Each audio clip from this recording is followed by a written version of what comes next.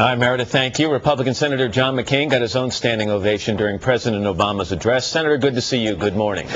Good morning, Matt. Always nice to have a standing ovation. Exactly right. Whenever you can get one. I don't want to talk about whether Joe Wilson was right or wrong. People have already said he was wrong. He's apologized. Let's move on. But I do want to ask you whether what he said was correct. The outburst came as part of the speech where President Obama was talking about illegal immigrants, and he said the reforms I am proposing would not apply to those who are here illegally. That's when Joe Wilson said you lie. So do the reforms that President Obama is proposing cover illegal immigrants, or do they not?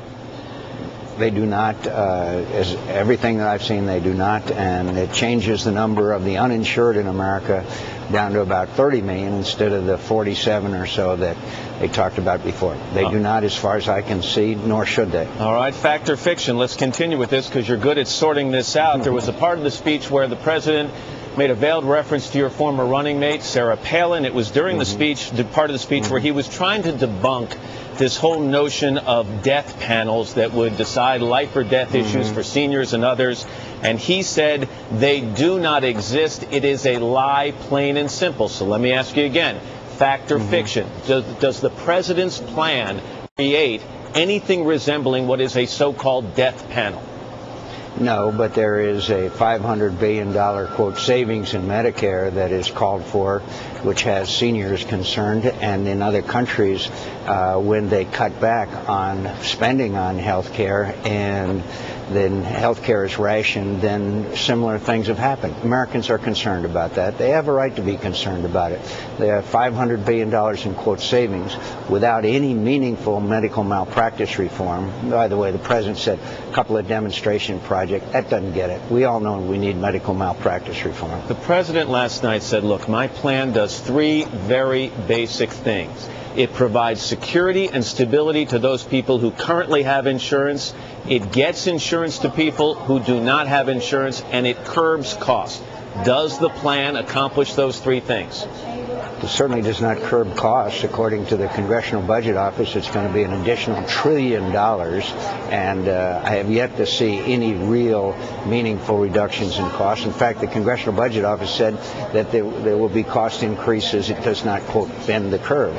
Second of all, if the president keeps saying, if you like your health insurance policy, you can keep it, well, if the government option is adopted by an employer and you are having employer-provided insurance, then you're not going to be able to keep it. So that's false also. It's not, or certainly not accurate. All right, let me move on. The president says paying for it. You said $1 trillion. He says it's going to be $900 billion. What's 100 million between friends, I guess you could say that. But he says it will not add to the federal deficit now or in the future. And he says that if the savings he is promising are not realized, he will handle that by additional spending cuts. Does the president's logic and math add up, in your opinion? The math doesn't add up and the record doesn't add up. We've now gone from a $7 trillion deficit to a $9 trillion deficit just in the last few weeks over a 10-year period. There is very little, if anything, in this package that calls for real spending reductions, and $1 trillion is basically what it's going to cost, and that's according to the Congressional Budget Office. And so, and finally, since the president has not argued against any of these pork barrel projects as he said he would, the spending is way up over last year, and the earmarking and pork barreling continues. His record so far does not indicate any fiscal discipline. So when there was laughter in the room last night, Senator McCain, when he said there are still details to be worked out because people realize that they're not just details, there are major divisions here. And in the Republican response to his speech, Representative Boustany said we should start from scratch. We should start the process over. Is that really what needs to happen? I think in some respects, certainly in the respect that maybe we ought to really be bipartisan. The president and the vice president just mentioned that it's gone through 4 of the 5 committees without a single Republican negotiator in the room. There has been no bipartisanship in addressing the health care issue. I've been in bipartisan negotiations. I know what they are. It has been totally absent from the addressing of this issue. So maybe we ought to start from scratch to really sit down and negotiate, which we haven't done. Facts are stubborn things. So 5 seconds left. When Vice President Biden said to Meredith just now, we will have a bill, your response is?